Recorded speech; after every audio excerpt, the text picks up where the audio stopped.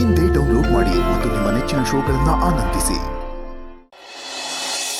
ನಿಮ್ಮ ಸಮಸ್ಯೆಗಳೆಲ್ಲ ನನಗೆ ಗೊತ್ತಿದೆ. ಪ್ರಶ್ನೆ ಮಾಡಿ ಉತ್ತರ ಪಡ್ಕೊಳ್ಳಿ. ಏನು ಆಶ್ಚರ್ಯದಲ್ಲಿ ನೋಡ್ತಾ ಇದ್ದೀರಾ? ನಾನು ರಶ್ಮಿ ಬಗ್ಗೆ ಕೇಳೋಣ ಅಂತ ಇವ್ರ ಹತ್ರನೇ ಹೋಗ್ತಾ ಇದ್ದೆ. ನೀವು ಮುಖ್ಯವಾದ ವಿಷಯ ಇದೆ ಅಂತ ಹೇಳಿದ್ರಲ್ಲ, ಹಾಗಾಗಿ ಇವ್ರನ್ನ ಇಲ್ಲಿ ಕರೆಸ್ದೆ. ಆದರೆ ನೀವು ಪ್ರಶ್ನೆ ಕೇಳಿದ ಮೇಲೆ ಇವರಿಗಿಂತ ಸೂಕ್ತವಾದ ಉತ್ತರ ಕೊಡೋದಕ್ಕೆ ಯಾರಿಂದಲೂ ಸಾಧ್ಯ ಇಲ್ಲ ಅನ್ಸತ್ತೆ. ಈಗಿನ ಕಾಲದಲ್ಲಿ ಸರಿಯಾದ ಉತ್ತರ ಯಾರಿಗೂ ಬೇಕಾಗಿಲ್ಲ. ಹಿತವಾದ ಉತ್ತರ ಸಿಕ್ಕಿದ್ರೆ ಸಾಕು, ಖುಷಿಯಾಗಿ ಹೋಗ್ತಾರೆ. ಸತ್ಯ ತಿಳ್ಕೊಳ್ಳೋ ಧೈರ್ಯ ಆಗ್ಲಿ, ಅದನ್ನ ಅರ್ಗಿಸ್ಕೊಳ್ಳೋ ಸಾಮರ್ಥ್ಯ ಆಗ್ಲಿ ಯಾರಿಗೂ ಇಲ್ಲ. ಗುರುಗಳೇ, ನೀವ್ ಹೀಗೆಲ್ಲ ಹೇಳ್ಬಿಟ್ರೆ ನಮಗ್ ಭಯ ಆಗುತ್ತೆ. ಭಯ ಪಡಬೇಡಮ್ಮ.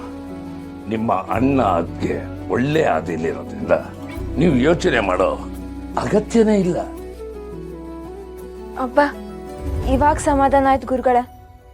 ಗುರುಗಳೇ, ಈ ಮಕ್ಕಳು ಅವ್ರ ಅಣ್ಣ ಅತ್ತಿಗೆ ಬಗ್ಗೆ ಸಂತಾನ ಫಲ. ಮನೆ ಅಂಗಳದಲ್ಲಿ ಪುಟ್ಟ ರಾಧನೋ ಕೃಷ್ಣನೋ ಆಡ್ತಾ ಇರ್ಬೇಕು ಅನ್ನೋ ಆಸೆ ಅಲ್ವಾ? ಮನ್ಸಲ್ಲಿ ಇದ್ದದನ್ನ ನೀವೇ ಹೇಳ್ಬಿಟ್ರಿ. ಯಾವಾಗ ಆ ಭಾಗ್ಯ ಸಿಗ್ಬೋದು ಅದನ್ನು ಹೇಳ್ತೀರಾ ಗುರುಗಳೇ? ಜಾತಕ ರಮ್ಯಾ, ಹೋಗಮ್ಮ, ಅಣ್ಣ ಅತ್ತಿಗೆ ಜಾತಕ ತಗೊಂಡ್ ಬಾ.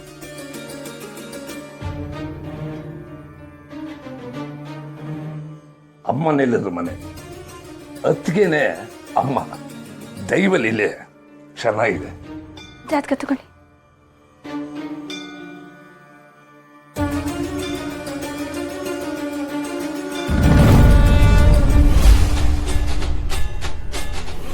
ಈ ಜೋಡಿಗಳು ಇನ್ನೂ ಒಂದಾಗಿಲ್ಲ.